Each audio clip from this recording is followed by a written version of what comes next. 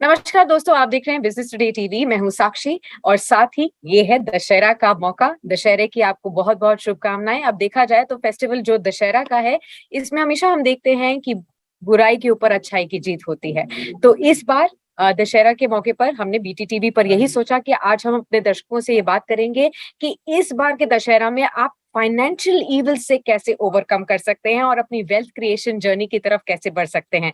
तो इन दोनों ही टॉपिक्स पर बात करने के लिए आज मेरे साथ बहुत ही खास मेहमान जुड़ चुके हैं। विनीत पटवारी हमारे साथ, cofounder and CEO Stock Edge and eLearn market से। बहुत बहुत स्वागत है विनीत आपका, और दशहरा की आपको भी बहुत बहुत शुभकामनाएं। नमस्ते साक्षी, बहुत बहुत धन्यवाद आपका शो पे मुझे इनवाइट करने के लिए, और आपके सभी दर्शकों को भी दशहरे की बहुत बहुत शुभकामनाएं। Thank you so much Vineet. तो आज हम बात करने वाले हैं फाइनेंशियल ईविल्स के बारे में, फाइनेंशियल वाइसेस के बारे में, और कैसे उन फाइनेंशियल ईविल्स को इस दशहरा हम ओवरकम कर सकते हैं। तो खास तौर पर सबसे पहले हमारे दर्शकों को यही समझाइए कि किस तरीके के फाइनेंशियल ईविल्स होते हैं जो हम अक्सर अपने लाइफ में कमिट करते हैं लेकिन हमें पता नहीं होता।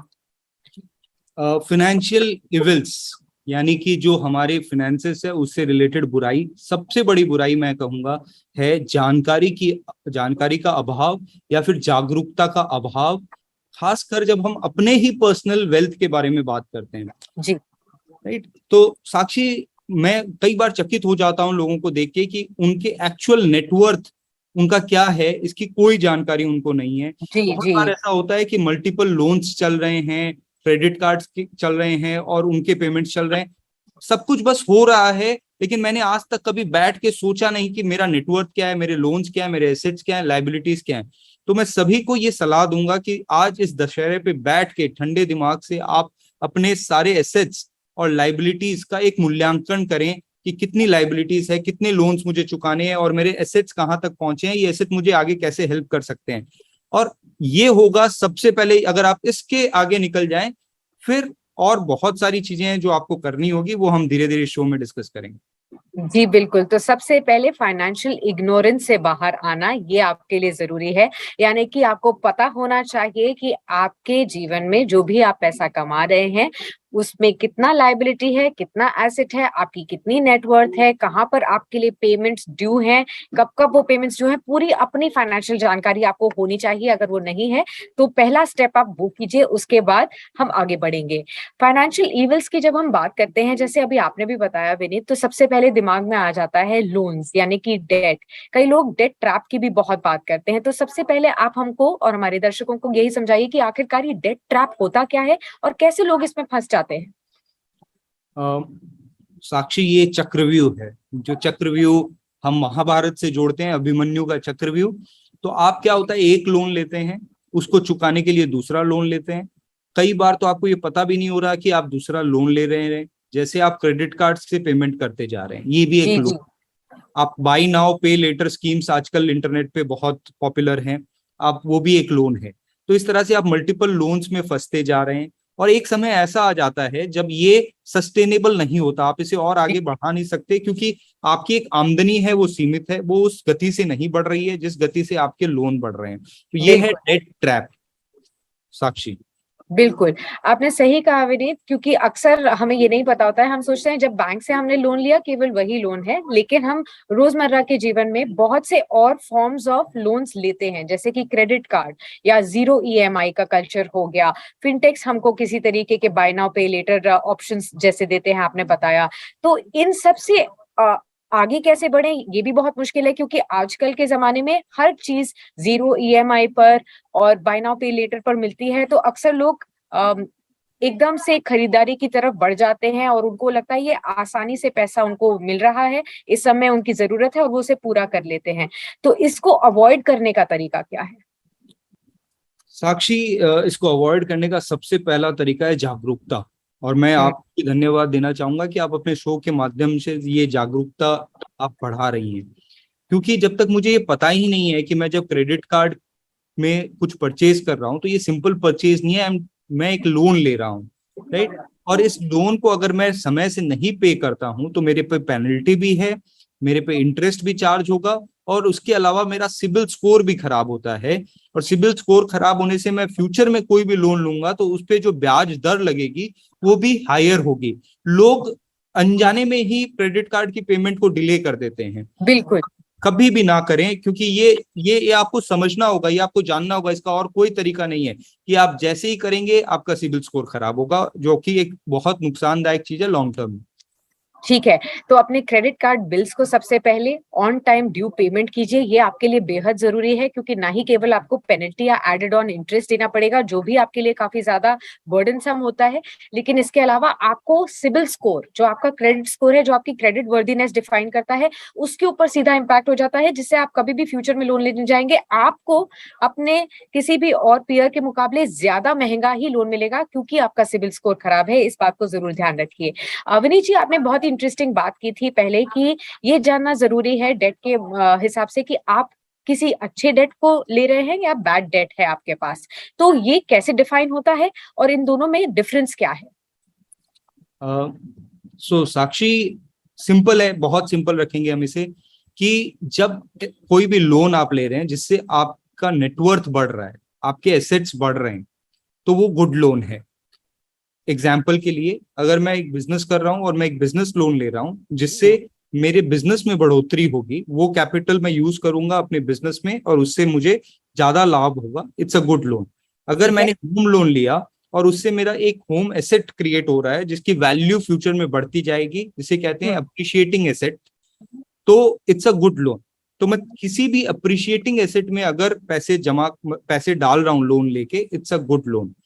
जबकि अगर मैं डिप्रिशिएटिंग एसेट के अंदर या कंजम्पशन के लिए लोन ले रहा हूं तो it's a bad loan by it's nature. Example के लिए, कि मेरे को घर पे आज मेरे पास 32 इंच की टीवी है, मुझे 56 इंच की टीवी लगानी है, तो मैंने लोन लिया। लोन क्रेडिट कार्ड से लिया हो, बाय नाउ पे लेटर लिया हो, या किसी भी स्कीम में लिया हो, मैंने लोन लिया, टीवी लगा ली। ये आप अगर देखें तो ये टीवी में 6 महीने बाद पैसे जमा करके, जिसको बाय नाउ पे लेटर का शॉर्ट फॉर्म होता है BNPL, इसका उल्टा होता है SNPL, सेव नाउ पे लेटर। तो आप पहले सेविंग करें और फिर पेमेंट करें, तो 6 महीने बिना टीवी के रहें, और उसके बाद, तो ये है बैड लोन का एग्जाम्पल जो आप अवॉइड कर सकते हैं, डेफर कर सकते हैं। छुट्टियों पे घूमने जाना है, लोग वेकेशन के लिए लोन लेते हैं, राइट, और अभी छुट्टियां चल रही है, सब घूमने जा रहे हैं, लोन ले रहे हैं। आप सोचें, ये छुट्टियां अगले साल भी हो सकती थी पैसे जमा करके। ये कल्चर था हमारे देश का सेविंग का, लेकिन अब हम लोन की तरफ मूव कर रहे हैं। उसके कुछ एडवांटेजेस हैं, लेकिन बहुत सारे डिसएडवांटेजेस हैं। अगर हम वो बैड लोन्स को मैनेज करना ना सीखें, उन्हें यथाशीघ्र पेमेंट करना ना सीखें, तो इसके डिसएडवांटेजेस बहुत लॉन्ग टर्म में होते हैं। ठीक है, तो यहाँ पर आपको समझ में आ गया कि गुड डेट और बैड डेट में क्या फर्क होता है। अगर आपके जीवन में ज्यादा बैड डेट है तो अभी से ही उसके ऊपर काम करना शुरू कर दीजिए, क्योंकि इसे बढ़ाने का कोई फायदा नहीं है, बाद में आप ही को जाकर भुगतना पड़ेगा। तो सबसे पहले ये बताइए कि अब बेहतर तरीका क्या है डेट को मैनेज करने का, डेट को कम करने का, या फिर डेट को फास्टर रीपे करने का तरीका क्या होता है? देखिए, दो चीजें हमें ध्यान में रखनी पड़ेगी। अगर हम गुड लोन ले रखे हैं और जहां हमारा रेट ऑफ इंटरेस्ट रीजनेबल है, अब मानिए मैंने 7% पे लोन लिया और मैं अपने बिजनेस में 12% कमा रहा हूं, तो मैं तो एक 5% की स्प्रेड क्रिएट कर रहा हूं, तो ये मेरे लिए, मुझे जल्दी बंद करने की जरूरत नहीं है अगर मैं एक लिमिट के अंदर ये काम कर रहा हूं तो। ठीक है। और दूसरा, ये सेम चीज EMI, ये होम लोन पे भी लागू होती है, जो कि एक अच्छा लोन है। और अगर एक बैड लोन है और उसे जल्दी कैसे बंद करें, अगर छोटी अवधि का लोन है तो मैं कहूंगा कि आप सेविंग करें और तुरंत उसे पेमेंट करने की कोशिश करें, जो भी उनके टाइमलाइंस हैं उनको मॉनिटर करें। अगर एक लंबी अवधि का लोन है तो उसे कम करने के, मैं एक उदाहरण के साथ में आपको बताऊंगा। आपने मान लीजिए कि एक 70 लाख रुपए का लोन लिया और इस पे 12% रेट ऑफ इंटरेस्ट है। 70 लाख रुपए का लोन, 12% रेट ऑफ इंटरेस्ट, और 20 साल पेमेंट करेंगे तो आपकी EMI आएगी 77,000 रुपए, 77,000 रुपीज जी।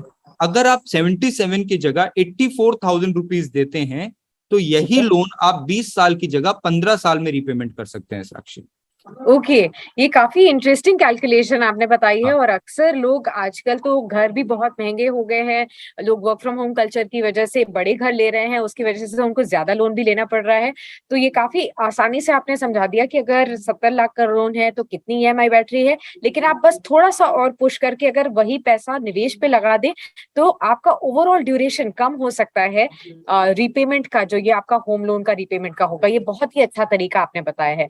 अब आप विनीत जी बहुत सारे लोगों से बातचीत करते हैं, बहुत से लोग आपसे एडवाइस लेते हैं, फाइनेंशियल एडवाइस लेते हैं, तो इस दशहरा हमारे दर्शकों को भी बताइए कि ऐसी कौन सी कॉमन फाइनेंशियल मिस्टेक्स हैं जिनको उन्हें अवॉइड करना चाहिए। अगर आपके आसपास में कोई अवॉइड कर रहा है ऑलरेडी तो उनसे डेफिनेटली दूर रहना चाहिए। एक मिस्टेक जो हमने शुरुआत में बात की वो है lack of awareness about personal wealth, तो उस पर आपको काम करना है। और दूसरा है जो मैं देखता हूं अक्सर कि मल्टीपल अकाउंट्स, तो थोड़ा कंसोलिडेशन करें। अगर आपके बैंक अकाउंट्स बहुत सारे हैं, क्रेडिट कार्ड्स बहुत सारे हैं, मल्टीपल इंश्योरेंस पॉलिसीज चल रही हैं, देखिए इन सबसे रिलेटेड कुछ ड्यू डेट्स होती हैं, चाहे वो इंश्योरेंस पॉलिसी हो, क्रेडिट कार्ड पेमेंट्स हो। तो क्या होता है, आप अब जब उन्हें मिस करते हैं तब उनमें चार्जेस लगते हैं, फीस लगते हैं, और कई बार वो लैप्स हो जाते हैं। तो आप ट्राई करें minimum number of accounts maintain करें। तो बैंक अकाउंट एक भी बहुत है, दो मैक्सिमम। इंश्योरेंस पॉलिसीज कंसोलिडेट करके एक दो मैक्सिमम। वैसे ही हेल्थ इंश्योरेंस एक। और खासकर क्रेडिट कार्ड से पीछा छुटाने का, देखिए ये एक अच्छा इंस्ट्रूमेंट है जो इसे मैनेज कर सकता है, इसके बहुत सारे फायदे हैं। लेकिन जो लोग इंट्यूशन जिनके कंट्रोल नहीं है, जो इम्पल्सिव बायर्स हैं, उनके लिए ये अभिशाप है मैं तो कहूंगा, क्योंकि आपके पास मल्टीपल प्लास्टिक मनी है जो आप स्वाइप करते जा रहे हैं और शायद आपकी आमदनी इतनी नहीं है। साक्षी, किसी भी तरीके से मेरे टोटल पेमेंट्स जो मेरे डेट सर्विसिंग में जा रहे हैं, ईएमआई, क्रेडिट कार्ड एटसेट्रा, एक बेंचमार्क फिगर है कि 30% ऑफ माई सैलरी से ज्यादा नहीं होना चाहिए। ओके, तो 30% से ज्यादा, तो अगर मैं इन चीजों को रिड्यूस कर दूं तो मेरा जो इम्पल्स बाइंग है वो अपने आप रिड्यूस हो जाएगा। सो क्रेडिट कार्ड एक ही अच्छा, जैसे था ना बच्चा एक ही अच्छा, वैसे क्रेडिट कार्ड एक ही अच्छा, राइट। बैंक अकाउंट एक या दो ही अच्छे, इंश्योरेंस पॉलिसी एक ही अच्छी। सो ये कंसोलिडेशन जरूर करें। और तीसरा, डेट को जितनी कम अवधि में खत्म कर सके उतनी कम अवधि में खत्म करें। ठीक है, ये बहुत ही इम्पोर्टेंट आपने यहाँ पर अपडेट्स दिए हैं सभी हमारे व्यूअर्स को कि कैसे आप डेट कम करें, कैसे उसे जल्दी पे करने की कोशिश करें, अपने क्रेडिट कार्ड्स और अपने बैंक अकाउंट्स, इंश्योरेंस पॉलिसीज को कंसोलिडेट करें, बहुत ज्यादा फैलाएं मत, क्योंकि इससे भी आपको नेगेटिव इम्पैक्ट पड़ता ही पड़ता है। अब क्योंकि दशहरा है, ऐसे में रामायण की भी चर्चा होती है, तो आखिर में विनीत जी आपसे मैं पूछना चाहूंगी कि रामायण से कुछ फाइनेंशियल लेसन आपने अपने लाइफ में जो अडॉप्ट किए हो वो भी हमारे साथ शेयर कीजिए। साक्षी, बहुत अच्छा सवाल है आपका। और देखिए, रामायण में एक चीज जो मुझे बहुत प्रिय लगती है वो ये है कि ये जो 14 साल का श्री राम का वनवास था, इसमें जब राम गए तब वो एक राजकुमार थे या राजा बनने वाले थे, तब वो गए। लेकिन जब वो 14 साल बिता के, बहुत लंबी अवधि होती है 14 साल, 14 साल बिता के आए, तब वो भगवान श्री राम बने। यानी ये है पावर ऑफ कंपाउंडिंग फाइनेंस की भाषा में। अगर आप इसे लंबा समय देंगे तो वो क्या का क्या बना देगा, आपके वेल्थ को आप सोच भी नहीं पाएंगे। इसलिए पावर ऑफ कंपाउंडिंग को अपने फेवर में वर्क कराने के लिए इन्वेस्टमेंट करें और उसे लंबी अवधि तक रहने दें, तब आपको पता चलेगा वो कितना ग्रो कर रहा है। तो यही एक छोटी सी शिक्षा मैं जो जोड़ पा रहा हूँ रामायण से फाइनेंस की, वो ये है। और बहुत ही अमेजिंग स्टोरी आपने ये बताई और बहुत ही आसान भाषा में आपने हमारे सभी दर्शकों को समझाया है। रामायण में से अगर कोई फाइनेंशियल लेसन लेना हो तो वो पेशेंस होना चाहिए। लॉन्ग टर्म के लिए अगर आप निवेश करेंगे तो आपकी जो वेल्थ कंपाउंड होगी वो आपको भी नहीं पता करेगी और डेफिनेटली एक मिराक्युलस आपके लिए वेल्थ क्रिएट होकर नजर आएगी। आपको अगर लंबे समय तक बस बने रहना है और पेशेंस रखना है, बिलीफ रखना है, डेफिनेटली फाइनेंशियल एडवाइजर से पूछकर ही आपको निवेश करना है, कहाँ पर भी आप निवेश करना चाहें, फिर चाहे वो स्टॉक मार्केट्स हो, गोल्ड हो या बाकी एसेट्स हो। आप अपने फाइनेंशियल एडवाइजर से जरूर इस बार इत्तला करें, क्योंकि उसी से आपको पता चलेगा कि आपके पर्सनलाइज पोर्टफोलियो में क्या आपके लिए बेहतर होता है। बहुत बहुत शुक्रिया विनीत आपका हमारे साथ इस समय बिताने के लिए और खासतौर पर चर्चा करने के लिए दशहरा के इस मौके पर कि कैसे फाइनेंशियल इविल्स को हम इस बार ओवरकम कर सकते हैं। साक्षी, बहुत बहुत धन्यवाद। Thank you so much. Video पसंद आया तो हमें लाइक, कमेंट, शेयर और सब्सक्राइब जरूर करें।